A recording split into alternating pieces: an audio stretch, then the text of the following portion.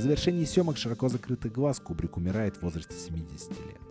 Но за всю режиссерскую карьеру у него осталась масса начатых и незаконченных идей проектов. Некоторые из них получат жизнь уже после смерти режиссера, некоторые так и останутся в забвении.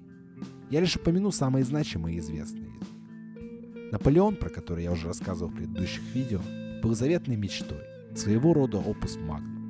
Кубрик имел уже готовый первоначальный сценарий, основанный на целом историческом исследовании, которое Стэнли провел у себя дома. Поговаривают, что все комнаты его особняка были забиты историческими источниками из эпохи Наполеона и кошкой. Продюсер, работавший с ним на многих проектах, недавно в интервью рассказал, что Кубрик хотел передать этим фильмам. Он хотел показать сочетание гения и идиота, совершающего ошибку за ошибкой, подобно многим современным политикам. Хотел показать, что старые и новые властодержатели никак не меняются. Сыграть Наполеона первоначально должен был Джек Николсон. Но из-за того, что сначала вышел фильм «Война и мир», а потом «Ватерлоу» Сергея Бондарчука, студийные продюсеры решили, что народ присытился тематикой. Наелся, так сказать. А позже из самого Кубрика уже отвлекали его новые проекты. В одном из источников я прочитал, что друг Кубрика, Стивен Спилберг, планирует снимать сериал по его наработкам о Наполеоне, тем самым отдать дань уважения труду режиссера. Но я недоволен этой новостью, и у меня есть веские основания для недовольства. Скажу два слова, и многие из вас все сразу поймут. Искусственный разум. Да, искусственный разум. Artificial Intelligence. AI. Снятый сразу после смерти Кубрика режиссером Стивеном Спилбергом в 2001 году фильм, который изначально был идеей Кубрика. После «Одиссеи» режиссера привлекала тема технического прогресса, как отчуждение человека от своей первоначальной природы. Он задумался о реализации на экране небольшого рассказа одного немецкого писателя, который переложил итальянскую сказку «Пиноккио» на вымышленный мир будущего. Тогда, в 60-е годы, тема искусственного интеллекта и роботов еще не была заезжена, как сейчас. Точнее, она была совершенно оригинальной и новой. Проблемной была лишь реализация. На тот момент сложно было добиться тех специальных эффектов, которые требовал сценарий. Мальчик-робот Пиноккио должен был быть аниматронной моделью, но при этом выглядеть достаточно убедительно и иметь медведя-робота. Весь этот мир будущего воссоздать декорациями было невозможно, либо чрезвычайно затратно. Поэтому проект переносился 30 лет, а потом Кубрик и сам охладел к нему. И однажды, пригласив своего кореша Спилберга домой, он просто вытаскивает 400 концепт-артов, рисунков и дарит сценарий Спилбергу, рассчитывая на то, что тому удастся реализовать все эти вещи с присущей ему крутостью. И надо сказать, что технически это почти получилось. Изначально последняя часть этого видео задумывалась как рецензия на фильм «Искусственный разум». Я видел его году в 2005 и совершенно ничего о нем не помню. В памяти он мне казался, ну окей. Но боже ж ты мой, как я ошибался. Кинчик оказался несмотрибельным говном, начиная с середины, а под конец просто невыносимым. Поэтому рецензии не будет. Я просто немного попержу и поворчу, как вы это любите. Спилберг такой режиссер, которого ты любишь в детстве, но потом вырастаешь из него, как из старого поношенного школьного костюма. Технически, по части реализации спецэффектов, он гений. Создать динозавра в полный рост в 1993 году, и чтобы он выглядел натурально, не каждому дано. Эффекты в искусственном разуме тоже смотрятся прилично даже спустя 20 лет. Для сцены с приделыванием конечности роботом из груды мусора он использовал инвалидов без рук и ног. Графен даже сейчас смотрится потрясающе. Но не одним графеном сыт будешь. Две основные претензии к Спилбергу — это тупость и сентиментальность. И, кстати, можно комбинировать.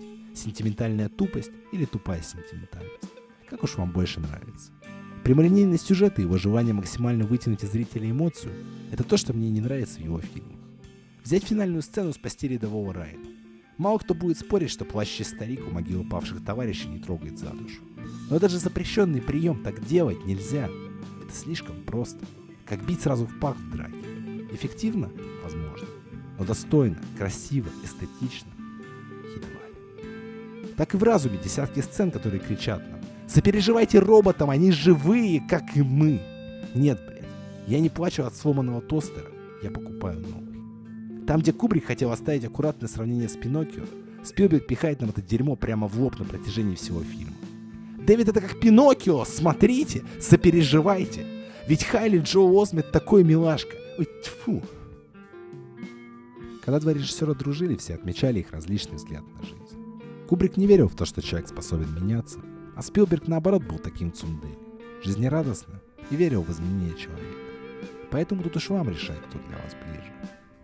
Сам фильм делится на 3 акта. Первый — это покупка родителями робосына Дэвида. Второй — это скитание Дэвида по миру будущего в поисках голубой феи. И третий, самый абсурдный и нахуй ненужный, на мой взгляд, акт, это разморозка Дэвида после 2000 лет в мире с суперандроидами супербудущего. Мало кто поспорит со мной, что последняя часть максимально убога и чрезмерно сентиментальна. Персонаж Жигало Джо задуман Кубриком изначально для демонстрации фрейдистской темной сексуальности.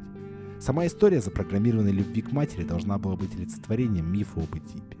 И продолжать список того, как задумывалось и как получилось, можно бесконечно. Да, Спилберг все сделал максимально топорно, безыскусно, бедно в плане глубины и смысла. В фильме просто не на что смотреть взрослому человеку. Я бы порекомендовал его показывать только детям до 10 лет. Хотя там и есть странные сцены, как будто из другого фильма, связанные в основном с Жигало Джо, Джудом Лоу. Короче, фильм слабый и не заслуживает и половины внимания, которого я ему уже оказал. Третий нереализованный проект Кубрика тоже, как ни странно, связан со Спилбергом. Стэнли потратил год на создание сценария под названием «Арийский документ» про геноцид евреев во время Второй мировой войны. И что бы вы думали? У Спилберга выходит фильм «Список Шиндлера» на подобную тематику. Продюсеры откладывают проект в долгий ящик. Хотя Кубрик и говорил, что «Список Шиндлера» — это не история про ужасы и геноцид, а история про триумф. Это не та мысль, которую надо донести до людей на примере этой ужасающей катастрофы. Таких сценариев и задумок было еще много.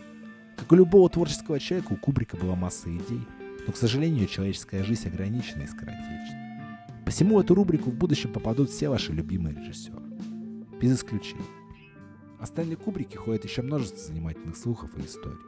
Взять слух о том, что именно он снимал полет на Луну американцев, или когда он перестал общаться с прессой и скрылся от экранов и общественности, появился самозванец, представляющийся Стэнли Кубриком, и ходил по всем светским тусовкам вместо него. В какой-то момент люди просто забыли, как Кубрик выглядит. Ведь интернета не было, и посмотреть фотку было нельзя.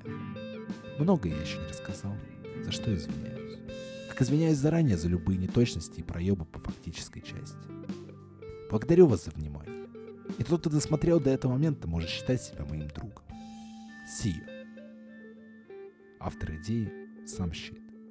Текст читала Хижина П. Спасибо вам, друзья, за внимание.